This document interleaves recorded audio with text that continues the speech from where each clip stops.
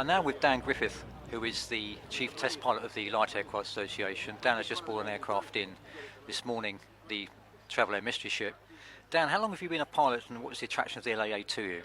I've been a pilot now for just over 30 years, and before I came to the LAA I was with the Civil Aviation Authority, which was testing sort of bigger aeroplanes more at the final stages. The great thing about the LAA is you get to do an aeroplane like this from the start to the end, and so it's a much more personal approach. You get to know the owners very well, and it's just a much more enjoyable process. As a Chief Test Pilot of the LAA, what else does the LAA Test Pilot do to offer other pilots within the LAA themselves? Well, the big thing is that nowadays, of course, that the industry is not there.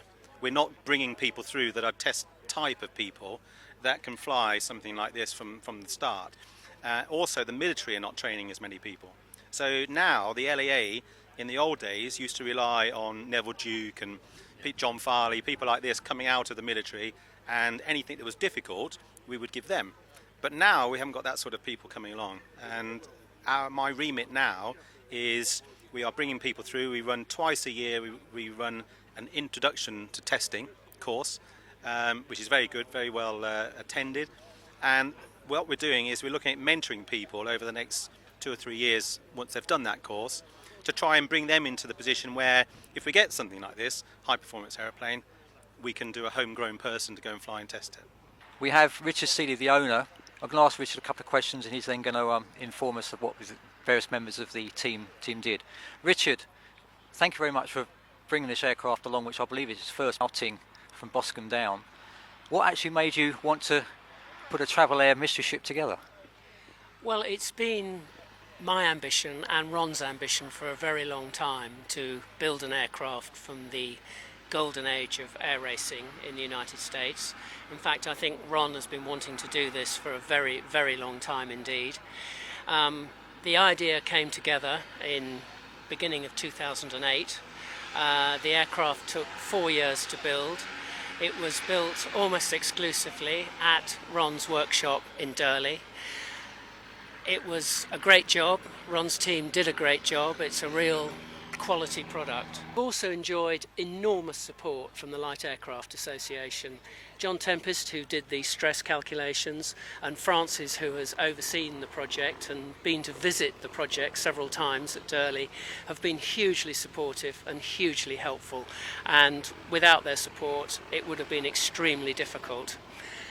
Dan, who has done the test flying, has also been extremely helpful, extremely supportive, has travelled long distances to get to the aircraft, to take it flying. He's now completed nearly 11 hours of testing, and I'm pleased to say that as a result of that testing, the permit to fly was issued yesterday.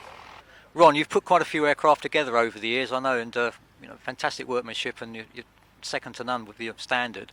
How did this rate, I guess, as part of the many aircraft you're going to put together, and what fun it must have been? Yeah, this presented many more different engineering problems and challenges than anything we'd done before. Probably wasn't necessarily the hardest thing we ever did, but it was certainly different. But I mean, just by different means of construction and whatever.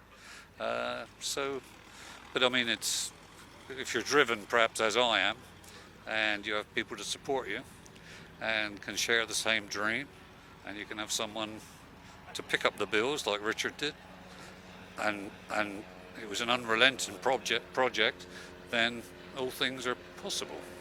And how long did it take you to, I guess, from the inception of the idea to completion take? It took about 4 years. We finished an airplane called a Whitney Straight for Richard, and I honestly thought that we probably wouldn't do another one because, I mean, these things cost a lot of money. And I said to Richard, I fully understand if we don't do anything else. And he looked at me, and he looked out the window, and he looked at me again, and he said, I think I've got one more airplane in me, Ron. And then I had no idea what it would be. And I said, well, what on earth can it be? He said, what's your favorite airplane? I said, the MysteryShip. He said, we're going to build a MysteryShip. Being such an old aircraft, John, were there any original stress calculations you could refer to, or did that present quite a challenge? There weren't any stress calculations. There was a full set of drawings produced by the original designer, So and they were clearly designed. The drawings were done by an engineer, so it made my job actually quite straightforward. The structural design on the aeroplanes, if you like, very pure, and therefore it was quite a straightforward project. Moving to the LAA's Chief Engineer Francis Donaldson. Francis, this must have met quite a few challenges and something, well, rather exciting for you, I guess, within the office, have a mystery ship to look after. It was an interesting project because, first of all, like John, I'm interested in the vintage racing era. Also, for LAA, it was a significant project because the aircraft has a significantly bigger engine than we're accustomed to. Over the years, the scope of the LAA has increased from engines of about 40 horsepower up to now we're allowed to do engines up to 260 horsepower. As this engine is 300 horsepower, slightly over that, we had to approach the CA for a special dispensation to deal with the aircraft. How many aircraft were originally made in America? I mean, it was obviously a racing machine. Was there quite a few made, or was it an unusual aircraft even in those days? There were only 5 built originally. Initially there were 2 built for the 1929 Cleveland race, and over the subsequent years there were 3 more built. Then there was one other built that was built as a replica in the 1970s in America. Okay, one of the nice things about coming up and having a look at the cockpit is that you can see the absolute stunning workmanship of the aeroplane, and it's very authentic from the point of view of the layout and the general construction. Coming over today, I was coming over from Boscombe Down, coming over at about 140, 150 miles an hour, because we're still babying the engine, so I'm still looking after the engine, not running it too high RPM. The RPM it comes from this instrument here, and we're using up to a maximum of 2100 on the RPM.